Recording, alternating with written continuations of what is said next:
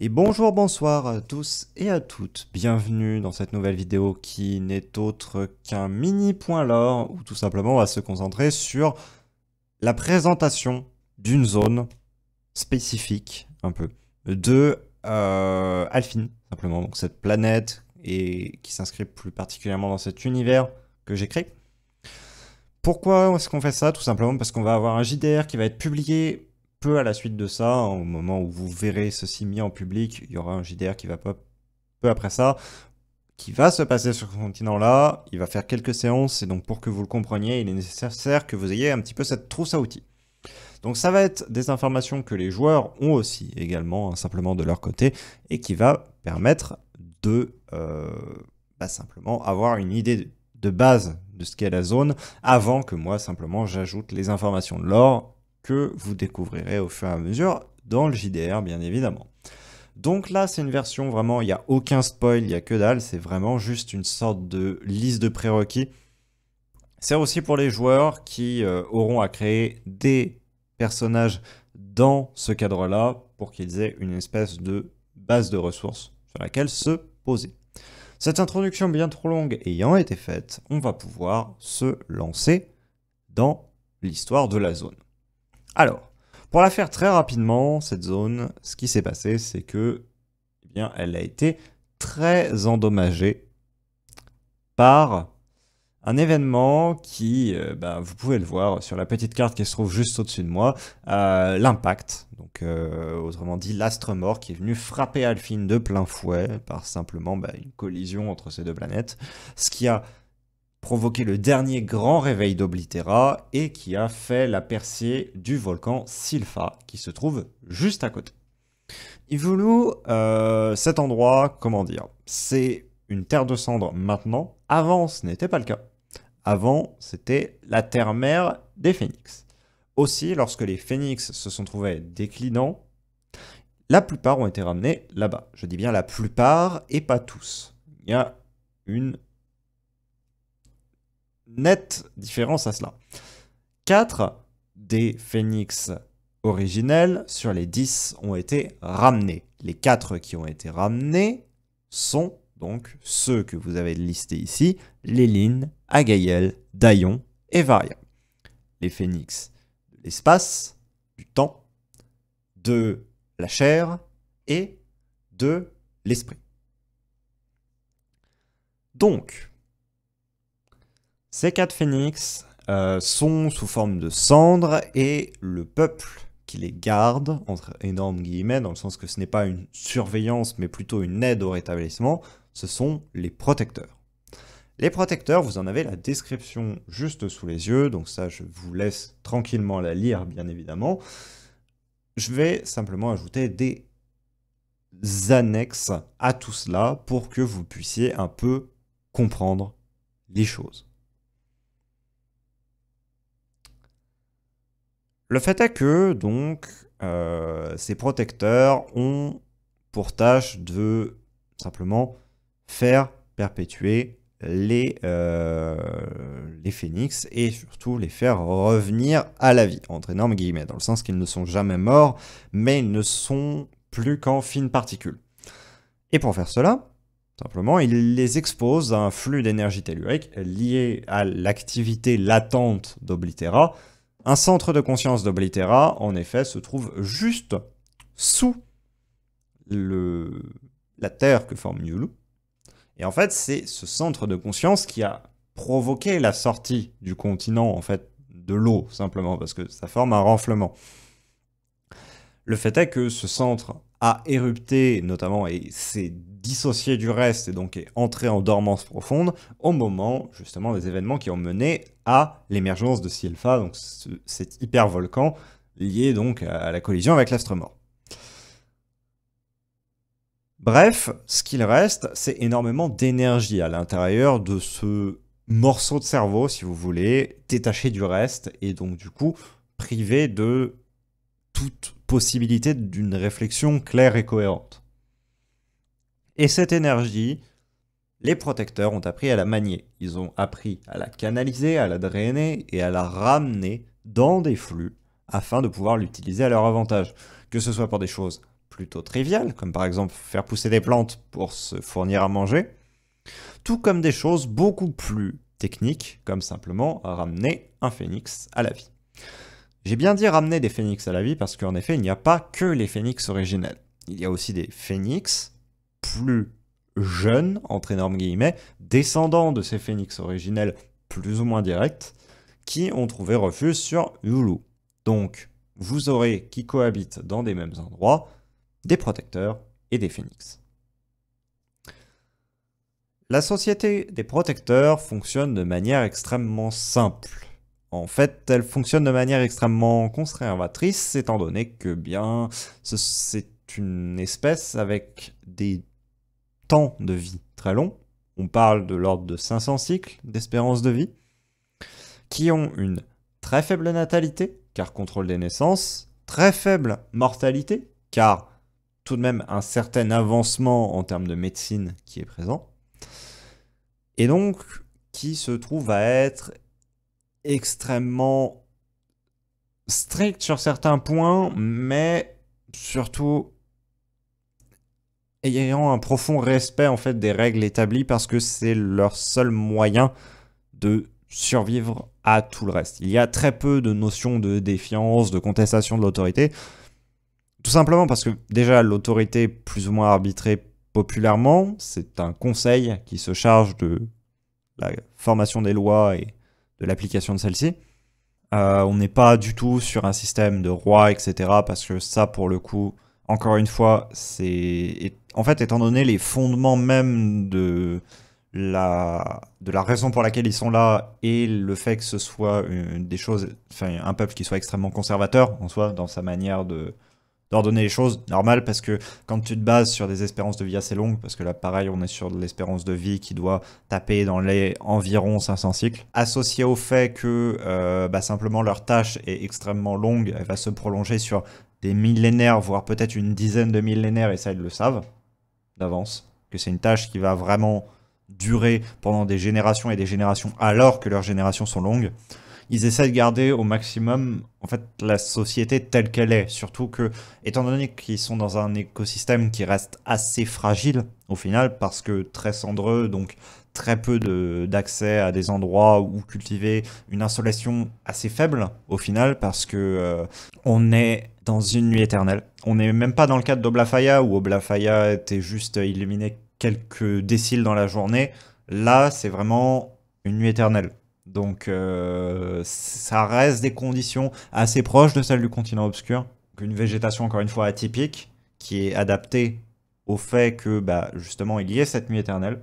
Recours à d'autres sources justement de lumière.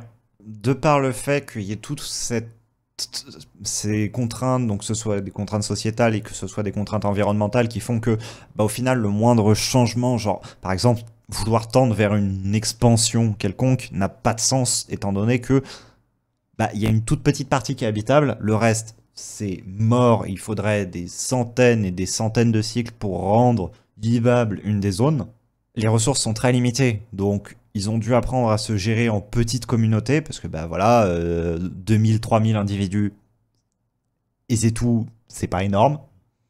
Et donc du coup, un conseil nécessairement entre des personnes qui sont choisies en fonction de leur sagesse, en fonction du nombre d'années qu'ils ont passé au chevet, entre guillemets, des phénix. Un certain nombre de représentants par, j'aurais presque envie de dire le terme de congrégation, même si c'est pas exactement le cas. On va avoir un certain nombre de représentants qui vont être affiliés à chacun des phénix, et pour avoir les points de vue, entre guillemets, de tous, et pouvoir respecter les intérêts de tous. Mais au-delà de ça, surtout, c'est une très petite communauté. C'est une communauté d'environ, suivant les époques, 2000 à 3000 individus. Il n'y a jamais plus de 3000 individus, tout simplement parce que c'est le maximum de capacité que la Terre peut accueillir. Car en effet, on est dans un écosystème très particulier, on est dans la zone basse de la planète Delphine, et qui dit zone basse de planète Delphine dit zone sans insolation du tout.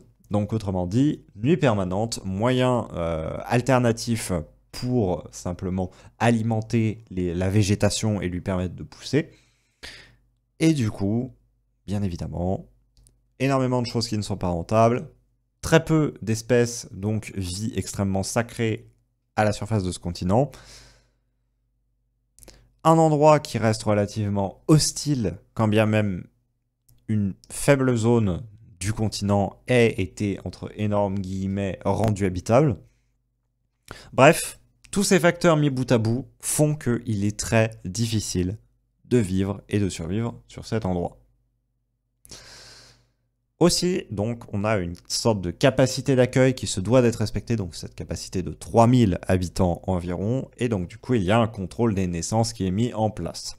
Lorsqu'une naissance est souhaitée par un couple, simplement, ils doivent déposer une demande, et cette demande doit être simplement consignée avant d'être acceptée ou rejetée ou retardée, suivant bien évidemment la démographie globale de l'endroit.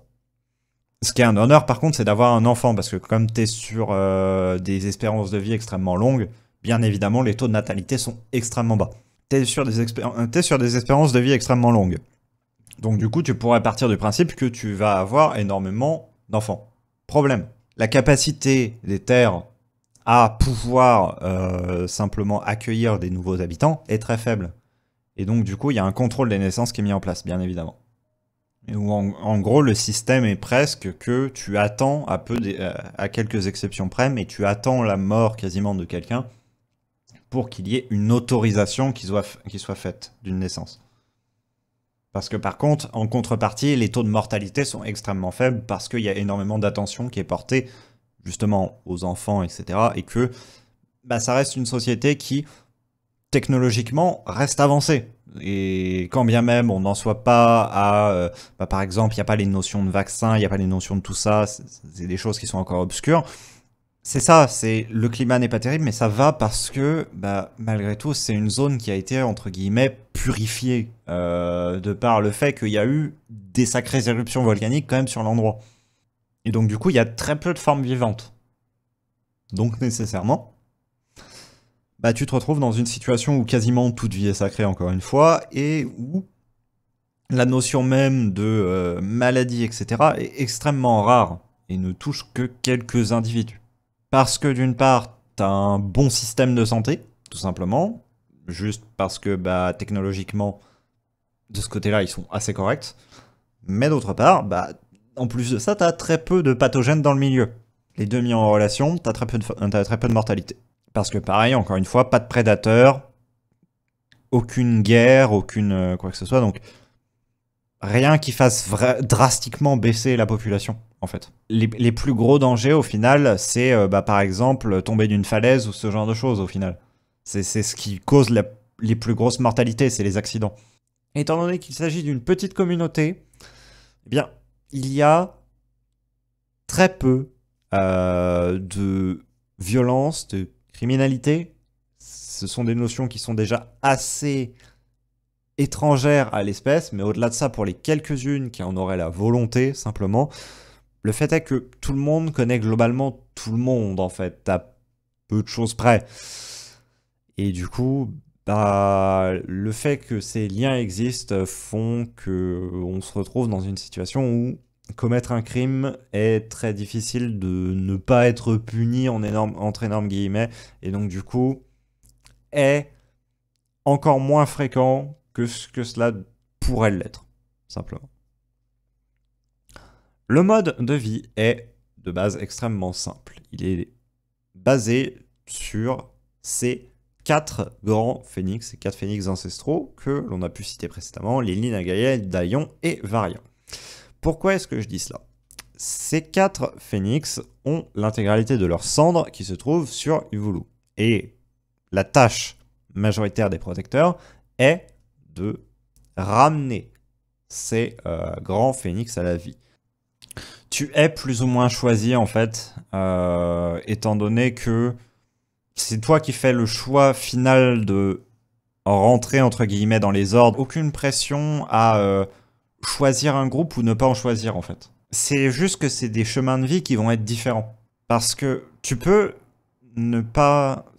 C'est pas vu en fait comme un honneur, je suppose que c'était ça la question que tu allais poser, c'est pas vu comme un honneur du tout parce qu'en fait ce qui est su, c'est que dans la cosmologie, il y a 10 phénix. Ça, c'est su de tous les habitants de cet endroit-là.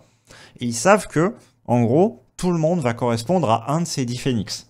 Mais que du coup, comme il n'y en a que 4 qui sont sur le continent, les 6 autres vont être, entre guillemets, délaissés. Donc quand tu es une personne, ça veut dire que tu as 4 chances sur 10 d'avoir une certaine affiliation. Donc ça veut dire que tu vas avoir 40% de la population qui va avoir accès à cette affiliation et qui donc va avoir l'insertion de la cendre, mais les 60 autres pourcents, eux, vont être pas laissés sur le côté, au contraire, ils vont pas du tout être marginalisés de la société ou quoi que ce soit, juste ils vont pas embrasser cette voie-là. Eux, ce qu'ils vont faire, c'est que ils vont par exemple travailler à fournir de la nourriture, etc., à développer la cité, à développer les arts, développer la technologie, développer la science, toutes les autres tâches en fait. Et le fait est que du coup, comme ça reste malgré tout des tâches de pointe pour certaines, tout ce qui va être science, technologie, etc., il n'y a pas de dévalorisation à ne pas avoir d'affiliation ou à en avoir. C'est juste, voilà, c'est quelque chose, ça arrive ou ça n'arrive pas. Pour les familles, c'est pas un déshonneur, par exemple, d'avoir un enfant qui ne va pas avoir d'affiliation. Ni un honneur. C'est neutre, en fait. Et c'est totalement admis dans la société comme telle. Ce qui est une tâche qui va prendre des millénaires, voire des dizaines de millénaires. Et ils le savent. D'où l'intérêt que tout le monde mette la main à la pâte, mais que ce soit un travail de longue haleine, et donc qu'il soit transmis de génération en génération. La manière dont cela est fait est extrêmement simple et à la fois extrêmement lente. Lorsque un jeune protecteur vient à grandir, lorsqu'il vient à atteindre sa maturité, donc somme toute environ 30 cycles après sa naissance, il est choisi à la fois et choisit en même temps une affinité. Une affinité, qu'est-ce que c'est? C'est tout simplement une manière d'être qui correspond plus ou moins aux préceptes d'un des grands phénix. Non pas que les phénix imposent des préceptes, loin de là, mais simplement que chaque phénix a plus ou moins sa personnalité, des traits types qui vont faire que des personnes vont être très proches de ces phénix ou non. Par défaut, un jeune protecteur est forcément d'affinité d'un des 10 phénix. Or, si vous vous souvenez bien de ce que j'ai dit, il n'y a que 4 des phénix qui se trouvent sur Ivolu. Donc cela veut dire que au moment donc, de cette cérémonie, entre énormes guillemets, de simplement affinité, eh bien, 6 enfants sur 10 vont se trouver à ne pas avoir d'affinité. Lorsque l'on a une affinité, par contre, qu'est-ce qu'il se passe? On vient simplement insérer à l'intérieur du cœur, donc simplement via le système veineux, une poussière d'un phénix. La poussière étant celle du phénix, bien évidemment, dont on est l'affinité. Le but étant qu'en fait, cette poussière s'imprègne des émotions, des sentiments, des perceptions, de tout ce que la personne va vivre durant sa vie. Et à la mort de celle-ci, la poussière est alors récupérée et remise dans le flux de particules, forme simplement l'espèce de treillis de conservation du phénix. Pour ceux qui ne sont pas justement amenés à avoir ce destin, amenés donc à avoir cette petite poussière de phénix en eux et donc du coup dédier leur vie littéralement à éduquer cette poussière, à lui redonner des émotions, etc. Ceux-là vont simplement pourvoir aux besoins de toute la population. Donc autrement dit, 60% de la population va travailler à l'avancement technologique, artistique, etc. de simplement la cité, énorme cité, hein, bien évidemment, et des campagnes, j'aurais envie de dire, entre guillemets, environnantes. Et 40% de la population se dédie uniquement au travail de simplement rééduquer, réélever les phénix et essayer de découvrir encore plus de choses sur ce sujet et comment simplement accélérer leur guérison. Il n'y a pas de déshonneur ou d'honneur particulier à être de l'une ou de l'autre classe en fait, simplement parce que les deux savent que la mission de l'une comme de l'autre sont nécessaires. Les protecteurs ont pour vocation de ramener les phénix à la vie, donc qu'il y en ait certains qui dévouent leur vie à cela semble logique au vu de l'intégralité de la société des protecteurs. Par contre, à l'inverse, le fait est que des personnes ne dédient pas leur vie à ça, mais au contraire dédient à l'alimentation de la cité, à son évolution technologique, à son évolution scientifique, etc., bah, contribuent au fait que la première caste survive. Donc, du coup, on n'est pas dans une situation du tout où on aurait une classe qui serait dominante et qui se jugerait supérieure vis-à-vis de quelque chose, surtout que le fait d'avoir une affinité ne donne pas de pouvoir supplémentaire. Cela modifie seulement un peu l'apparence. Mais de l'autre côté, bah justement, on n'a pas cette notion de une classe est supérieure à l'autre. Ce qui donne un système extrêmement, somme toute, bah, plat, au final. Et ce qui empêche encore plus le fait qu'il y ait des disputes, des discordes, etc.